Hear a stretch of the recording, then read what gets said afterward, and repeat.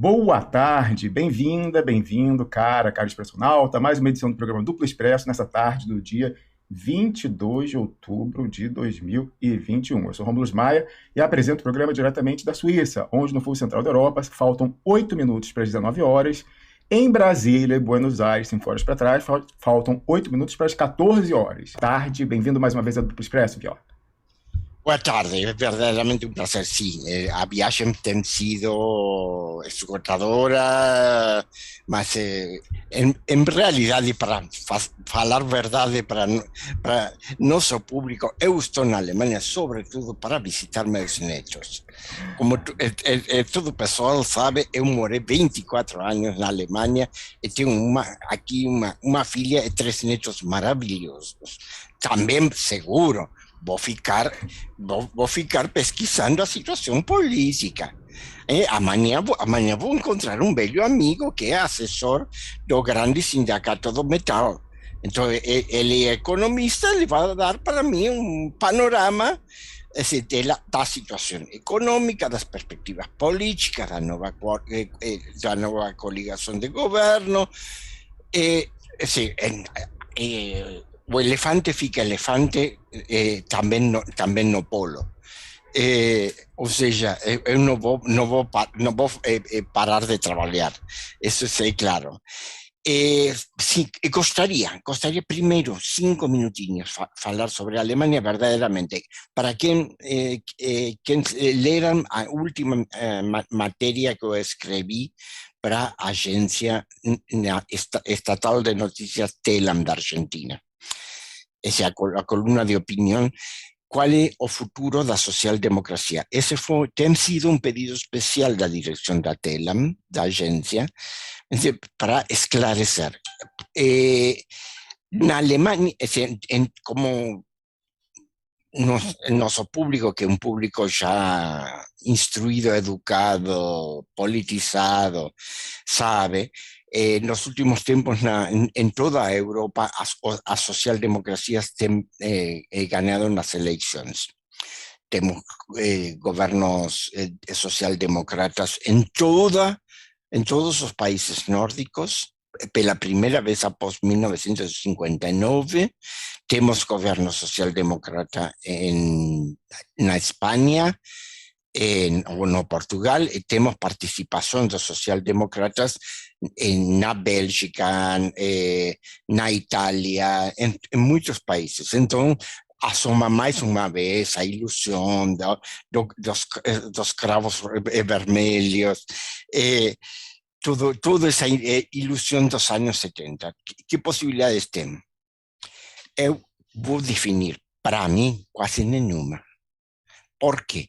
Primeiro, porque é uma social-democracia em quase todos os países alinhada com a OTAN.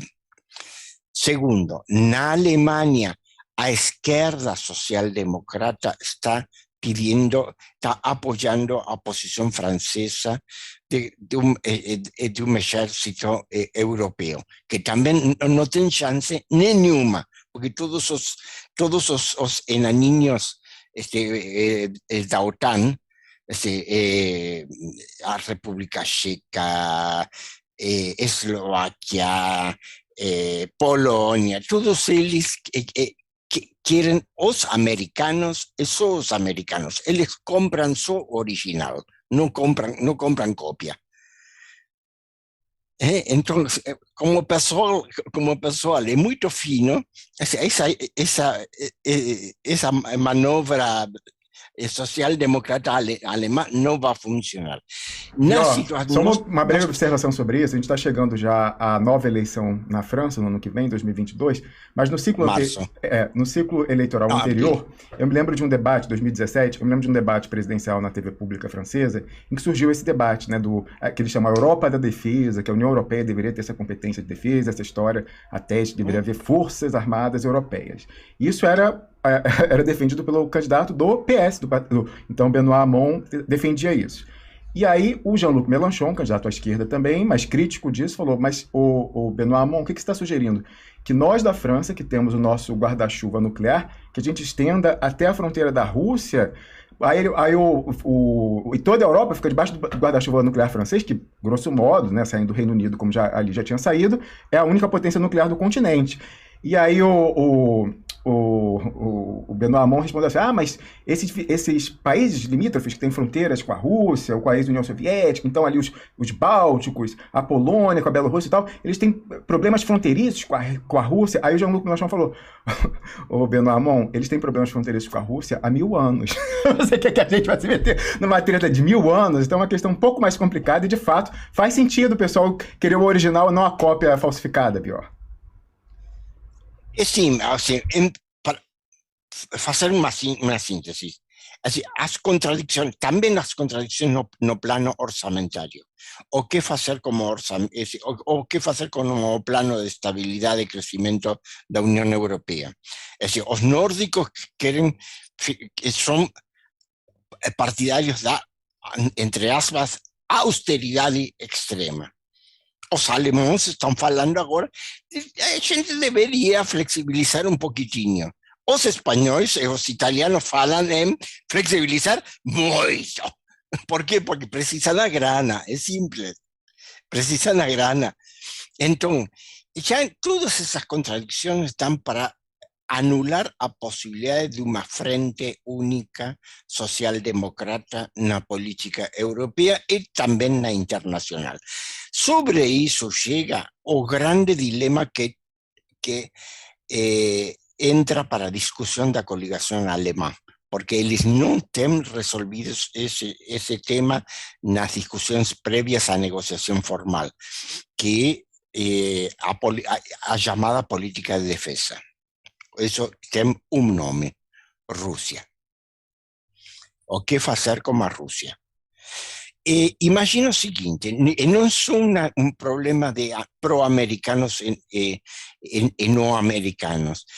O problema é também dentro da social-democracia e também dentro dos demócratas cristãos, a reflexão, que é uma velha reflexão da origem da Bundeswehr, do exército alemão, em 1955, quando eles colocaram o novo exército sob o mando da OTAN, é a seguinte: se uma potência como a Alemanha desenvolve um poder militar e junta seu interesse econômico. A Alemanha é o primeiro parceiro comercial e de investimentos da China.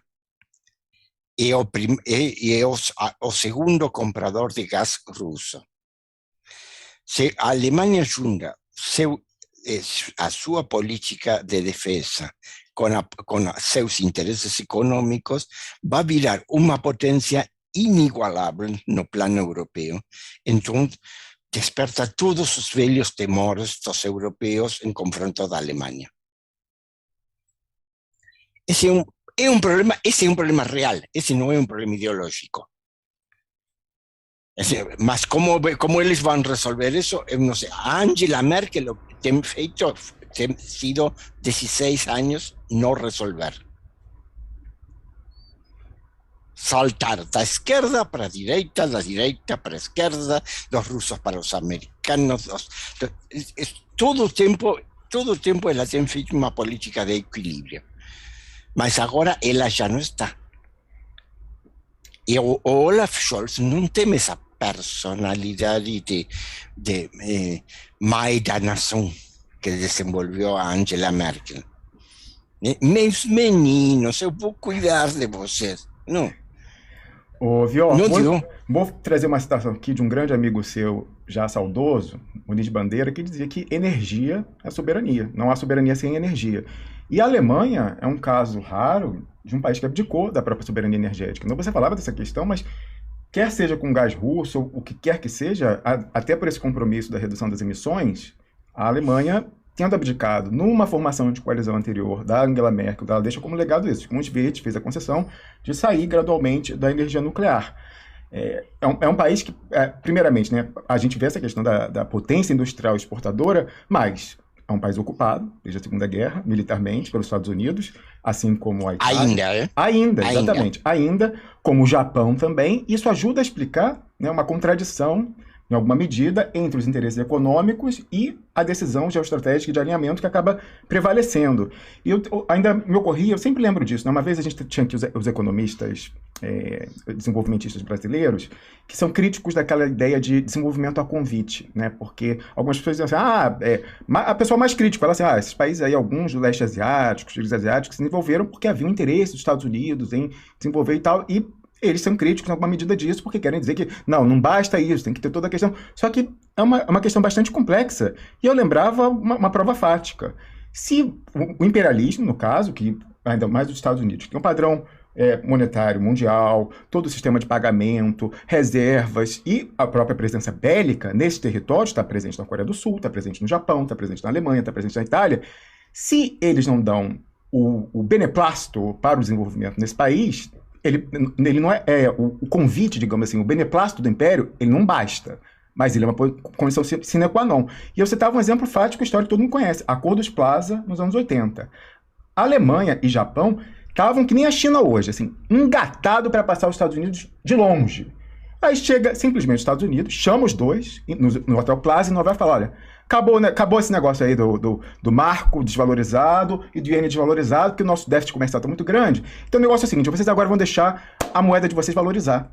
Acabou. O Japão até hoje não se recuperou. Tá aí há 20 anos, 30 anos, tentando se recuperar, não acontece. A Alemanha conseguiu o quê? Fortaleza a Europa. Então conseguiu o mercado europeu, com países com renda alta, e que absorveram isso. Como um pero. Oi, perdão? Como um pero muito mais grande. Não, exatamente. Agora... Qual? O Banco Central Europeo. Sim. A Christine Lagarde, uma criminosa completa. Sim, ela é uma criminosa. Ela não va para a justiça porque primeiro foi a presidenta do Fundo Monetário Internacional após o golpe de Estado contra Strauss-Kahn. E agora é a presidenta do Banco Central Europeu. E ela não vai abrir mão das políticas de austeridade, porque as políticas de austeridade e de estabilização, entre aspas, são as políticas de juros altos. E o Bernard Tapie, que podia entregar ela ali num acordo esquisito, morreu. Então, até essa vulnerabilidade dela aí já está enterrada. Mas só para concluir, Vior, qual é a diferença? Então, esses países tiveram que entubar o que o Império mandava, porque não são potências nucleares, são perdedoras da Segunda Guerra Mundial e tem presença militar ali. Agora você vê, os Estados Unidos está há décadas tentando fazer o mesmo com a China, pressionando para valorizar o câmbio, não sei o que e tal, mas a China é um país soberano, um país que aí, em tese, teria mostrado sua capacidade de mísseis hipersônicos nessa semana. Então, não tem essa intubação. Então, a China não depende do beneplácito, da autorização ou não, e não vai conseguir ser domada como foram o Japão e a Alemanha atrás. Então, é verdade que o desenvolvimento a convite per se não basta, mas o imperialismo diz não, se o país não tem soberania, não. Pior. Sim, isso é precisamente o PIB para entrar o tema latino-americano. No futebol, o que faz uma equipe, uma time forte, mas que não pode, que não dá para vencer aos seus inimigos? O que faz? Barulho. Procura confundir, ganhar tempo, gerar joguinhos pouco claros. Faz o joguinho. Bom, isso é o que os Estados Unidos estão fazendo agora em todo o continente americano. Estão fazendo isso com a crise migratória na fronteira com o México. Estão fazendo isso na discussão sobre a política energética do México. Têm feito isso quando praticamente destruíram o diálogo interno venezuelano com o sequestro do Alex Saab. Estão fazendo isso, como você nombrou, na Colômbia, com um projeto para a Amazônia. E o que é isso? Isso é jogar bola. Jogar bola no campo. Eu não tenho sido. Eu não sei nada. É o seu problema, o que você faz com a Amazônia, mas é meu plano. E também no interno, nós tínhamos uma conversa offline com Piero antes de começar, porque é muito importante. Após a reforma das Forças Armadas Americanas em 2002, os comandantes regionais obtiveram um poder imenso e viraram verdadeiros vice-reis das suas regiões. É dizer, a política para o continente americano vem só em um nível mínimo gestada, pensada e executada do Departamento de Estado. O sea, quem estabelece o grande marco da política americana para o continente é o Comando Sul, desde Miami. É interessante, já em março tem sido nomeada a sucessora do almirante Craig Fowler, que está no mando desde 2017, e já deveria ter sido substituído. E a comandante é a primeira vez que uma mulher comandaria o Comando Sul, generala do Exército. Tradição na América Latina é que o Comando Sul está nas mãos da Infantaria da Marinha ou da Marinha americana. Agora passaria para o Exército. Mas é uma generala, Laura Richardson. Essa mulher ainda não tem sido convocada pelo Senado americano. Então... Mas Fior, sim, ela não assumiu ainda, né? É o Craig não, e porque não compareceu ante o Senado. Ela só pode assumir após ter comparecido ante a Comissão de Serviços Militares, esse é o nome do Senado americano. Isso não aconteceu e acho que não vai acontecer porque é parte da, como falam em português, nós falamos em espanhol da travação actual. Demócratas e republicanos têm se bloqueado mutuamente sobre toda a questão do plano de recuperação econômica. Ese plano multibillonario de Biden.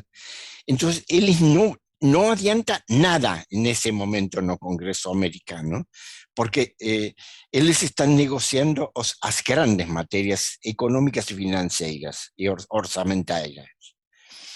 Entonces, no entre tanto,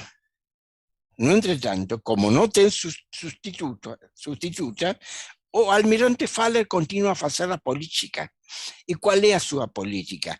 Ele continua com a velha política da época de Trump, é uma política agressiva, mas sem operações militares diretas. É dizer, ele não manda agora os paras para a fronteira colombo-venezuelana, mas corta o suministro de energía na Venezuela, secuestra un diplomático venezolano en Cabo Verde, organiza en Argentina todo un bloqueo, una política de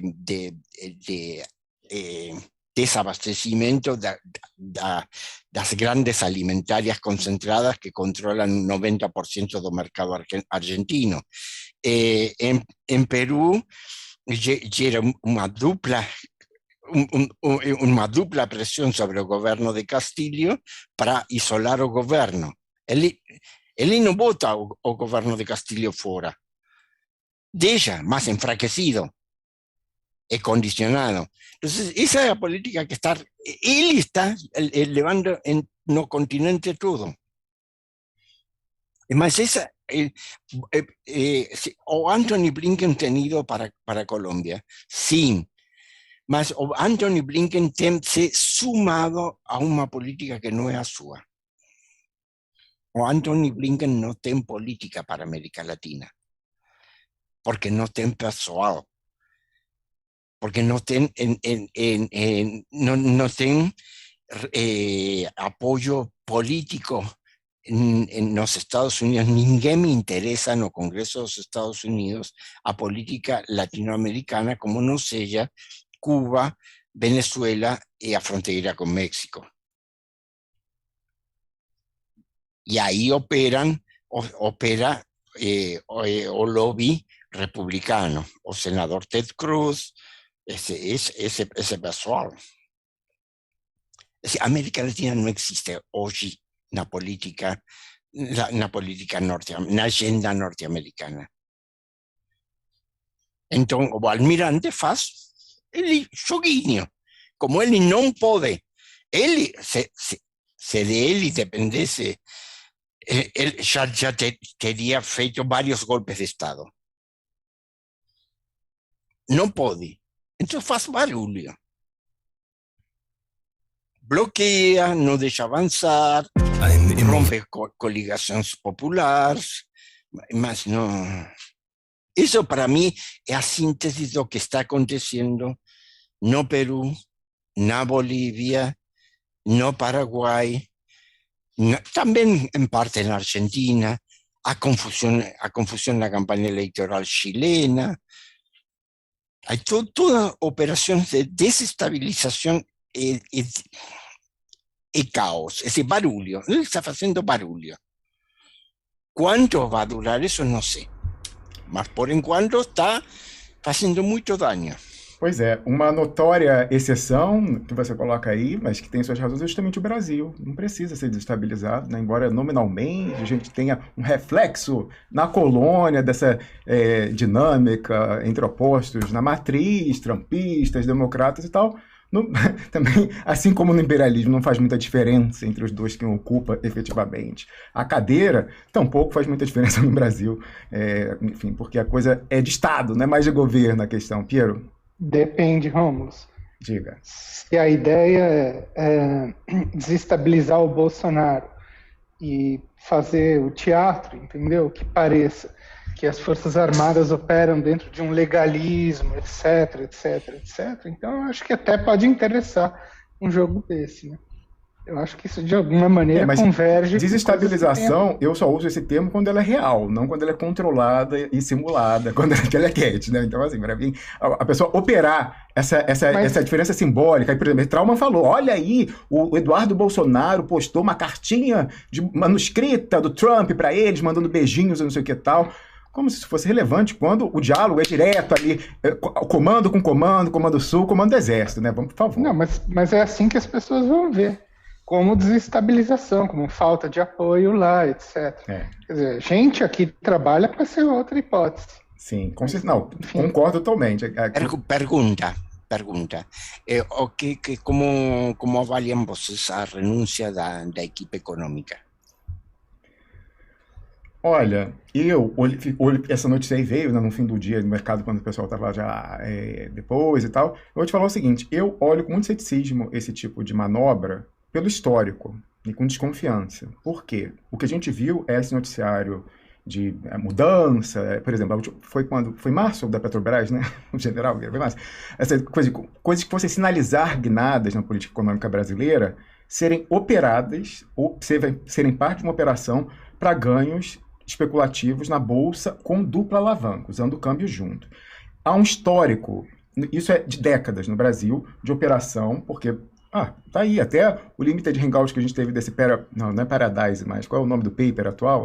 Pandora, Guedes e tal. Toda a elite administrativa brasileira, a elite financeira brasileira, econômica, toda ela, pela questão até da instabilidade cambial, do passado, inflação e tal, ela desde a correção monetária, lá nos anos 60, dos militares, ela começou a botar dinheiro fora. Então, é uma coisa que vem há muito tempo e ela tem os mesmos incentivos, desincentivos financeiros de um investidor financeiro especulativo estrangeiro. Então, os nossos políticos, os nossos ministros de tribunais superiores, os nossos procuradores gerais da República, Não sei, daqui a pouco. Agora, general também, né? General comanda a licitação agora, né? Então, esse pessoal todo, há décadas, pensa como um investidor financeiro estrangeiro especulativo. Então, ele tem o mesmo sentido de incentivo. E aí, o que acontece? Esse pessoal no Brasil, eles tomam as decisões macroeconômicas que vão afetar a cotação do câmbio e a cotação financeira dos ativos no mercado local. Então, eles são capazes de ganhar com a dupla alavanca no que eles decidem. E que a gente viu, esse pessoal, e até isso ficou comezinho, dizer que o Paulo Guedes teria tido uma grande valorização financeira com a dupla alavanca dos seus valores que ele deixou fora do Brasil, do que apareceu, que a gente comentou. Olha, isso aí deve ser, né, pontinha do iceberg. O dinheiro legal para, sei lá, mandar um filho, estudar fora e tal, deve ter coisa mais profunda do que isso. Mas o que é importante notar nessa questão? Essa elite financeira, então, toma essas decisões, opera notícias que fazem a instabilidade. O importante não é se o câmbio está valorizado ou desvalorizado, o importante é a dinâmica, é ficar que nem um eletrocardiograma e possibilitar em cada rodada um swing trade, a troca das ações, você ter o ganho financeiro com a dupla alavanca, o dinheiro que sai quando o real está valorizado, aí volta com o real desvalorizado, compra na bolsa desvalorizada e ganha. Então, a questão não é se o câmbio do real é valorizado ou desvalorizado. Historicamente, há décadas, o real brasileiro é a moeda mais instável do mundo, porque isso interessa a quem toma a decisão. Não é nem informação privilegiada, é a pessoa que toma a decisão, que tenha isso. Então, o que aconteceu? O exemplo que eu trago aqui, que foi comprovado, numericamente, até ia ter uma investigação da CVM, que é a Autoridade dos Mercados de Capitais no Brasil, em março, e eles depois falaram que não teve nada. Em março desse ano, teve uma ameaça de intervenção dos nacionalistas generais na Petrobras. E aí saiu lá a pessoa que tinha sido indicada pelo mercado, né, aquele Castelo Branco, e entrou o general Silvio Luna.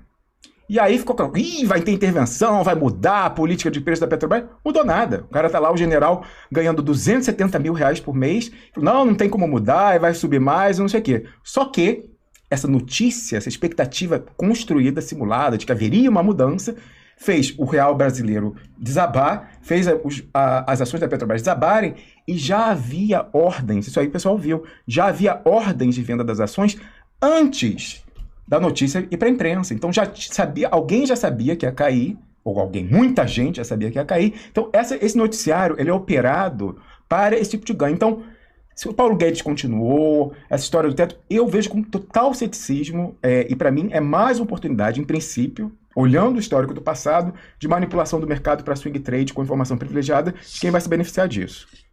Tem um outro detalhe também, né? Assim que se você visse hoje de manhã o que estava passando por exemplo, na Globo News e tal, todos os comentaristas econômicos e tal, todos dizendo assim que era muito justo que se tivesse um auxílio emergencial para tirar as pessoas da situação, enfim, de pânico que se encontram, mas que não podia ser estouro do teto de gastos, que tinha que se achar alguma outra coisa, como, por exemplo, acelerar as privatizações. Então, eu acho, enfim, existe uma espécie de um jogo tácito aí, com essas saídas de equipe como crise, eleva o dólar e tal, para, enfim, queimar de vez o que resta de ativo Petrobras. Sim. Só lembrando, Vior, vou passar para você a palavra, que o Paulo Guedes, recentemente, nos Estados Unidos, falou que seria muito bom vender as ações da Petrobras e pegar esse dinheiro para dar a Bolsa Família um pouco maior. Sim, mas se eles agora começam a entender o sentido político dessa manobra. Que é uma manobra que não vem do Bolsonaro, a manobra de violentar o teto orçamentário. Porque o teto orçamentário entrou na Constituição, via emenda. Então, se eles estão oferecendo, o Centrão está oferecendo para o governo e para os militares, talvez, levantar esa emenda constitucional, tirar fora, jogar fora o teto orçamentário em troca da privatização das públicas. Mas isso, olha, Viora, a questão é outra. Já no ano passado, a possibilidade de orçamento de guerra e furar teto já tinha sido aprovada. Se o Bolsonaro quisesse, ele rodava a máquina, entendeu? E ele hoje tinha popularidade para se reeleger, eleger os filhos, eleger os netos e os bisnetos. O Brasil ia ficar 100 anos, porque ele ia simplesmente conseguir, com dinheiro à vontade, fazer uma espécie de vacina e tal. O problema é continuar acreditando na ladainha de que ele está fazendo tudo isso pensando em reeleição. Um cara que não tem nem partido ainda. Sendo que o que ele está fazendo, do meu ponto de vista, é acelerar uma crise tácita para provocar elementos que, permitam queimar o resto de ativos que ainda existe no Brasil. Isso, para mim, é claro que ele ainda tem essa função durante um ano. E 2, permitir a ascensão da tal da terceira via, que vai vir como um discurso moderado liberal. O general Mourão, hoje cedo, deu uma entrevista falando, não, veja, temos que achar outro caminho aí do que furar o teto de gastos, está cheio de possibilidades, o moderado. Ou seja, de novo, aquele padrão, Bolsonaro diz, Mourão diz. Isso aí é desde a campanha assim, né? Enfim, as contradições que são fabricadas. Sí, no exclude, teu argumento não exclude meu argumento. Eu acho que a família Bolsonaro está jogando com várias alternativas ao mesmo tempo. É decir, tem também a alternativa ainda de criar um caos tão grande que justifica a interrupção das eleições. Isso ainda está aí. Eu acho que não sumiu. Que todas as declarações do ano passado são isso, declarações. Mas a família Bolsonaro não manda nada, Vior. A família Bolsonaro não manda, mas negocia. Não, por quê? Porque os demais também não mandam. A família Bolsonaro tem um rol político porque no Brasil não existe ninguém com poder e os militares têm diluído seu poder com a entrada nos negócios. Então, eles têm dentro da instituição os mesmos conflitos da elite financeira, contrabandista, narco, tudo isso está dentro pelo menos do exército. Então, eles não têm também a possibilidade de impor uma linha. De que maneira? Dentro desse caos, a família Bolsonaro continua no jogo.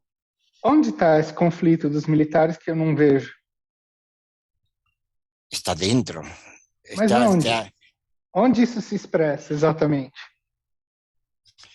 Assim, eu não tenho uma informação assim boa como a sua sobre a interna dos militares brasileiros. O que eu sei, para algumas informações, diversas informações desde a Argentina, é que precisamente é um problema para a Argentina em não ter um interlocutor militar claro.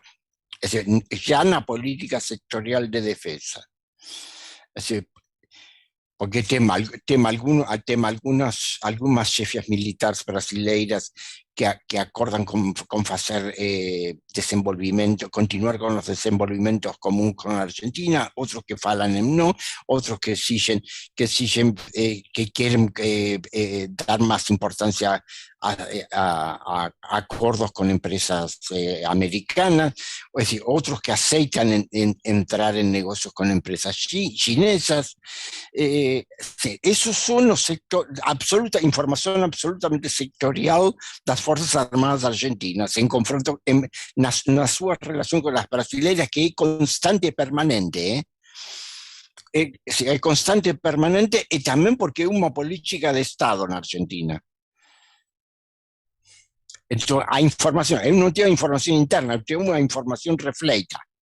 O que falam as autoridades da defesa argentina. Você sabe que o ministro da defesa argentino é um quadro internacional de primeiro nível, que é o Jorge Tayana, que tem sido chanceler, que é a figura mais vizinha à República Popular Chinesa na política argentina, que ele é convidado todos os anos como único latino-americano para participar no colóquio do Instituto Internacional de Estudos Estratégicos de Xangai.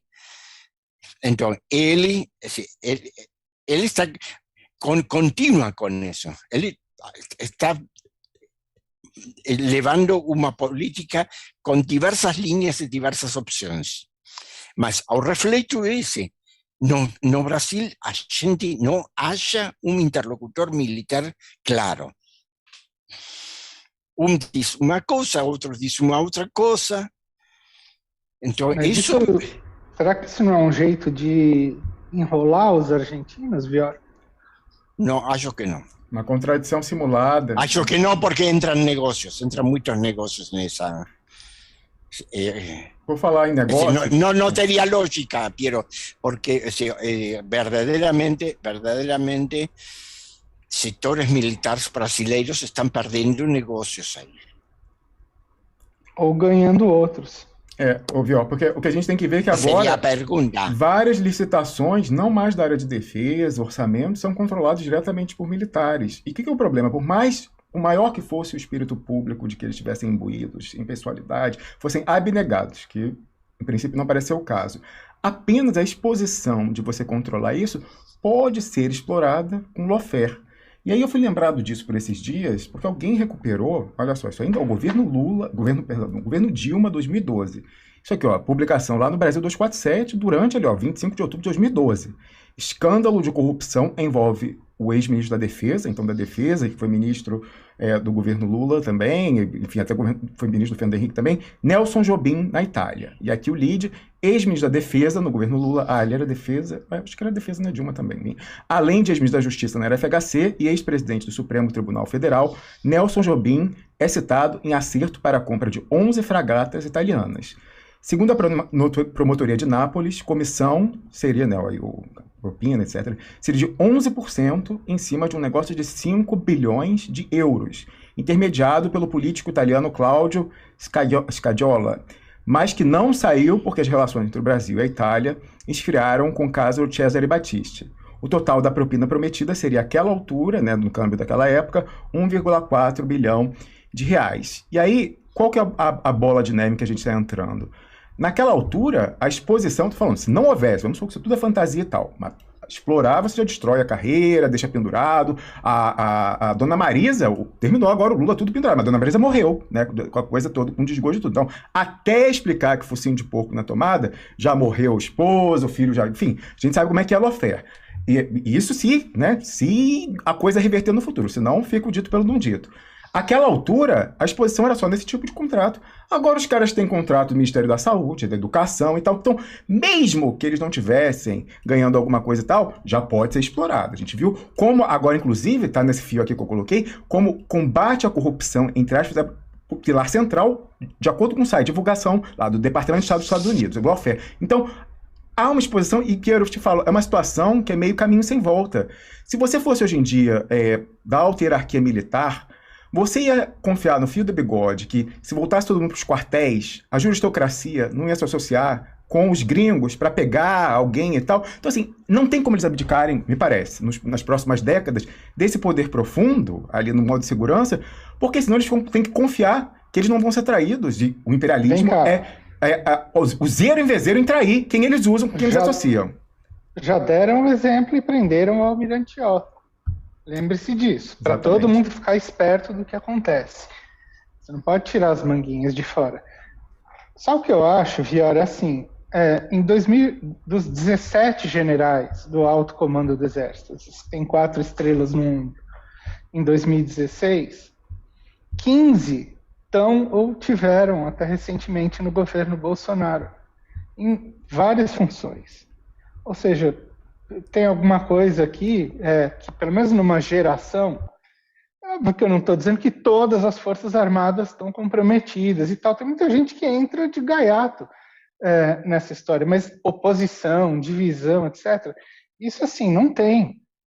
Assim, isso me chega de gente de dentro que vem e fala, enfim.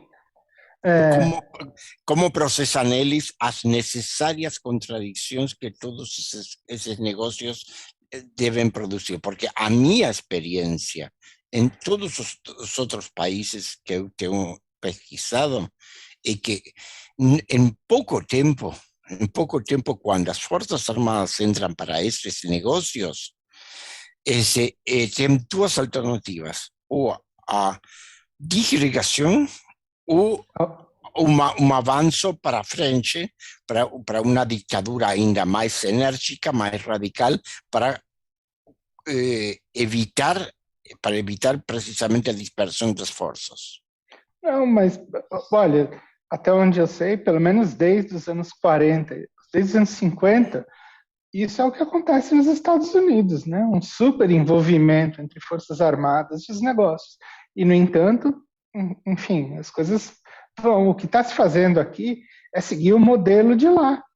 Assim, não tem grande inventividade. Mas lá eles têm uma possibilidade de escape, que são todo o sistema, a cadeia de think tanks, lobbies, universidades, institutos de pesquisa no entorno de Washington. Então, o cara passa do Pentágono para um think tank, do think tank para um lobby, do lobby para uma universidade, da universidade para o Congresso. Isso no Brasil não tem. Deixa eu fazer uma pergunta que vai deixar muito claro. O modelo que a gente está espelhando, Tabajara. Onde está o Marechal, não é mais general, Marechal Sérgio Etchegóin, que era a autoridade do governo Temer? O que ele faz hoje em dia? A que se dedica esse sujeito? Se não a fazer lobby, think tank, empresário, não sei o quê. Esse é o modelo, já está sendo implementado no Brasil, Vior. Olha só, Vior, só nesse meio tempo, eles já estão abrindo 2 universidades militares. Já tem militares em todos os programas de pós-graduação de relações internacionais e tal no país. Convênio com N escolas. Já tem pessoal deles, assim, todo o setor de defesa que estava na mão das empresas de engenharia pesada que foram desmontadas por Lava Jato, ressurgiu em empresas cujos sócios são militares e parentes militares. Assim, o que a gente está falando é ter seguido um modelo.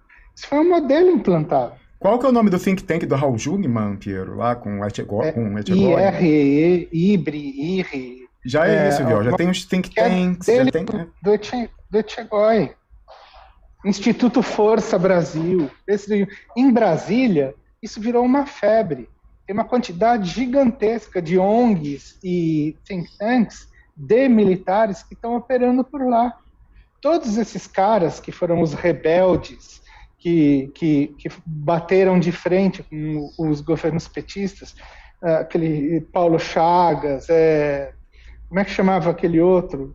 Aquele cujo irmão manda e-mail o tempo todo, Rômulo, Rocha Paiva, General Rocha Paiva, General Etchegóin, todos que estavam numa posição de general, de exército, de divisão, sei lá, todos eles estão trabalhando, fazendo exatamente essa costura. E agora, como é que aquela ESG em Brasília, não é bem ESG, o que é aquela escola? Escola de Defesa Nacional, alguma coisa assim, que vai ter. Uma mega ESG, inclusive ela assumiu as instalações da Escola Nacional de Administração Pública, que foi desativada, vai ter uma expansão da ESG ali. Todos esses setores estão aumentando, a verba para esses setores, por exemplo, Vior, todo mundo falou essa semana que a CAPES e o CNPq perderam um monte de verba, adivinha quem ganhou? Os projetos acadêmicos que estão no Ministério, sediados e patrocinados no Ministério da Defesa. Assim, eles tinha um vídeo já isso, da cooperação universitária argentino-brasileira, eu já ouvi isso. Eles têm verba até para desenvolver videogame. E não é pouca. É, sei lá, 60, 100 milhões de reais. É mais do que qualquer projeto. Se bobear, é mais do que dão para o acelerador de partículas dos Sirius aqui na Unicamp por ano, para desenvolver um game. Então, assim... Então, eles estão jogando a bola para frente. Essa é a resposta. Eu acho, porque tudo o que você explica para mim indica isso, eles não resolvem problema nenhum, jogam a bola para frente, em 2 anos eles vão ver como o que eles fazem. Mas E de aí para frente, porque a privatização das empresas estatais pode dar oxigênio para eles. Pode dar oxigênio para eles, mas por quantos anos? 4 ou 5? Mas o que eu acho, Vior, é o seguinte, e isso é uma coisa que a gente já pensa faz um tempo. É por isso que tem uma certa demanda lá de cima. Eu não acho que é de todos os militares, não, porque eles próprios caíram no ponto, mas os que estão lá em cima sabem muito bem o que estão fazendo. De dispensar o Bolsonaro, porque é uma necessidade intrínseca a esse modelo que eles estão fazendo, não aparecerem na linha de frente. Eles têm que estar operando num plano imperceptível, que é criptografado, que é camuflado, que é mais ou menos o mesmo plano que a casca grossa lá de Washington opera. Quanto dura isso? Porque esse jogo depende de coligações cambiantes, novas coligações todos os dias. Esse é um jogo que ele é pensado, pelo menos, para durar pela eternidade. Sim, não dá. Esse é o modelo. Agora, o que eu acho, se ainda não é assim aí, você pode ter certeza que vai ser. A guerrinha híbrida na Argentina está com os dias contados, já começa. Já começou com toda a força. Não são 5 ou 7 grandes empresas que controlam o 85% ou 90% do mercado alimentário. Eles rejeitam todo controle de preços e o aumento dos preços no último mês não tem explicação econômica nenhuma. Com aumentos nos primeiros 15 dias de outubro, no preço de alguns produtos de 80% em 15 dias. Es decir, estamos com uma inflação média de 3,5 a 4% mensual. Es decir, eso no es imposible. Eso es un golpe de Estado en cuotas. Mas sempre foi assim, não foi? Que eu me lembre, a Argentina sempre teve esse problema. Sim, o primeiro problema estrutural que a Argentina tem é que nós comemos o que exportamos. Então, o controle do comércio exterior e ao mesmo tempo o controle do mercado interno, sobretudo nos alimentos.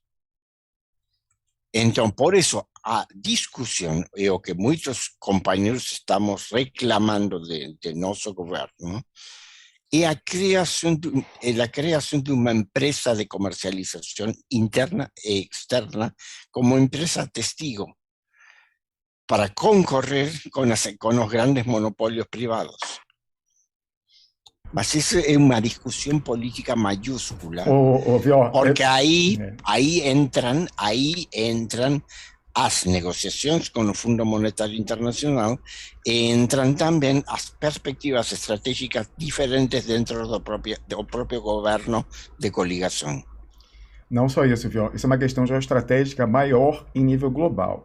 Porque, hoje em dia, as tradings são monopólios controlados pela OTAN. 3 têm sede nos Estados Unidos e uma na França, que é o Visa Carrefour. Uma, inclusive, você conhece muito bem, porque era Argentina, a Bunge, transferiu para o Brasil, a sede agora é nos Estados Unidos também. Então, eles controlam com isso a necessidade de importação líquida maior da China, né? Então é uma arma de ameaça, dissuasória, enfim, de alguma coisa assim, daquelas conversas de bastidores, da qual eles não podem abrir mão. Então, um brasileiro, o Blairo Maggi, foi ministro da Agricultura no Temer. Ele é um grande produtor de soja, inclusive associado a capitais chineses. Ele falou, bom, quero ganhar um pouquinho mais, vou tentar verticalizar, e montou a trading dele. foi o suficiente para ele já sair no Paradise Papers. A rodada anterior já saiu ele lá com a empresa dele, em sociedade com a Luiz Dreyfus, num paraíso fiscal. Então, mexer com esse monopólio das 4 é ABCD, né? A, B, C e D, as iniciais. Mexer com esse monopólio, esse poder de persuasão do imperialismo, de ameaçar com fome a China, sobretudo, mas outros países ali, Oriente Médio e tal, não é coisa fácil. Se não foi para um privado brasileiro da Aeromage, que dirá um monopólio estatal na Argentina. Sim. No estoy hablando en monopolio, no hablamos en monopolio porque eso colocaría también en contradicción con la COSCO, que es empresa chinesa, que es una de las 5 grandes exportadores de grãos a Argentina. Propietaria de dos mayores portos privados no Río Paraná, en la provincia de Santa Fe. Mas también con la Cargill. También con Dreyfus. ¿Comprende? También, o sea, están todos ellos. Todos ellos, sí, sin duda, sí. Caros amigos, debo ir hoy. Voy a voltar en 2 semanas con mucho placer. Olha isso, a internet do Vior deu até a hora dele sair, agora deu uma travada. Deu uma travada, mas voltou. O Vior, estávamos contando com um ótimo sinal até aqui do hotel do Vior em Frankfurt. Fala, Vior. Sim, não, que eu vou agora vou sair porque espero dormir antes das 10. Maravilha. Agora já são quase as 8. Olha, em nome tenho ainda muito a fazer. Em nome da comunidade, agradeço imensamente a deferência, esse esforço maior hoje, apesar do jet lag, do cansaço do voo, com máscara e tudo, de ter estado aqui com a gente hoje, Vior. Trouxe importantíssimos elementos para nossas discussões. Bom descanso aí, merecido, e até nosso próximo encontro. Grande abraço, grandíssimo abraço para todos vocês, para todo o nosso público. Contínua comunicação pelo Telegram, pelo Facebook e tudo isso. Tem uma comunicação intensa com Você sabe, inclusive, público. Que o pessoal, a gente vai comentar isso agora na sequência, entre um dos assuntos aí. Supostamente estão ameaçando tirar do ar o Telegram do Brasil. Barroso, o parlamento, querem tirar o Telegram do Brasil, vão ameaçar para ver se eles conseguem controlar a única válvula que não está controlada hoje em dia. Mas depois a gente conversa mais sobre isso. Valeu, grande Vior.